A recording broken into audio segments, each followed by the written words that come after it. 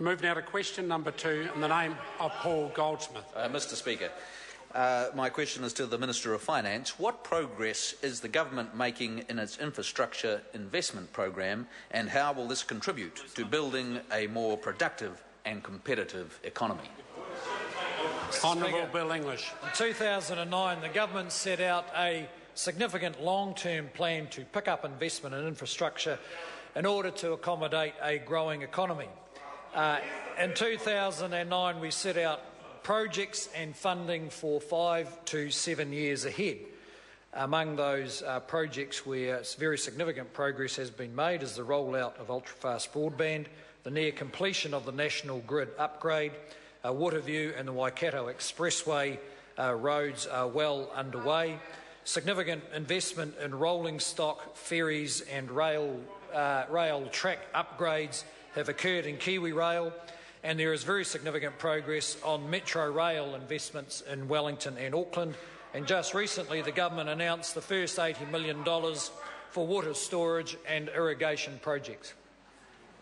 Supplementary question, Paul Goldsmith. To the Minister, why is infrastructure investment a priority for the government in the current tight fiscal environment? Honourable Bill English. Well, Mr Speaker, it's been a priority really for 3 reasons. The first is that when New Zealand economy was in recession, extensive government investment in large-scale projects provided many jobs and helped many New Zealanders through that difficult period. Secondly, we want to get ahead of the curve of economic growth rather than having infrastructure as a rather than having infrastructure bottlenecks as New Zealand's moderate economic growth continues.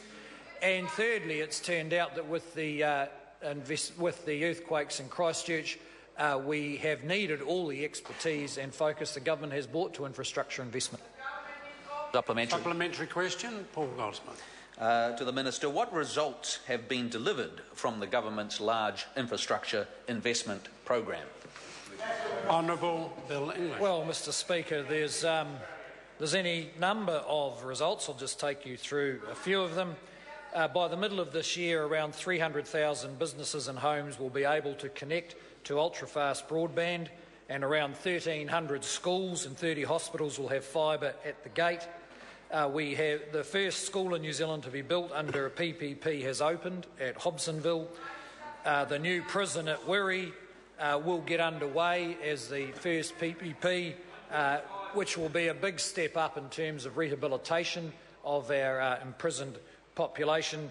And the government is planning to build more than 2,000 state houses over the next 2 financial years as we continue our efforts to fix up the mess that the Labor Party left in our state housing portfolio. Supplementary question. Yes. Honourable David Parker. Why does the Minister think it is fair that New Zealanders have to pay $1.5 billion more in petrol tax and ACC to make up for his government's shortfall caused by low growth and uneconomic spending on National's highly political roads of significance? Honourable Bill English. Well, Mr Speaker, the reason road user charges and petrol tax have risen has been because we have, in pursuing policies, for instance, advocated by New Zealand First and taken up by National 15 years ago, a dedicated road funding system. So the users pay, and they pay for the maintenance of the roads and they pay for the capital expansion of our roads. And because we are spending more, in a program which everyone supports except the opposition, who are against everything to do with jobs and the economy. That's why those charges have gone up a bit.